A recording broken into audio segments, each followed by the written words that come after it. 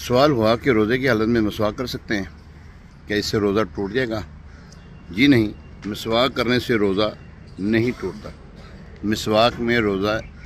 روزے میں مسواک کی جا سکتی ہے، بلکہ روزہ دار کے لیے مسواک کا کرنا یہ زیادہ بہتر ہوتا ہے، چونکہ اس میں جو ہے ہمارے منہ میں اسمیل ہو جاتی ہے، لیکن یہ اللہ کے ہاں تو بہت اس کی جو ہے نا وہ ہے مشک کی خوشبو سے بھی بہتر ہے یہ۔ لیکن عوامی طور پر بھی ہم دیکھتے ہیں کہ لوگ جو ہے وہ اس چیز کو جو ہے وہ کراہت محسوس کرتے ہیں، لیکن نہیں کرنی چاہیے ان کو بھی۔ لیکن اس مسواک کرنے سے روزہ نہیں ٹوٹتا، ٹوتھ پیسٹ کرنے سے روزہ ٹوٹ جاتا ہے۔ جی ہاں، ٹوتھ پیسٹ کریں گے، منجن کریں گے تو اس سے روزہ ٹوٹ جائے گا۔ اور مسواک میں یہ احتیاط کریں کہ مسواک کی جو ریشیں ہیں وہ حلق میں نہیں جانی چاہیے۔ جی ہاں، حلق میں نہیں جانی چاہیے۔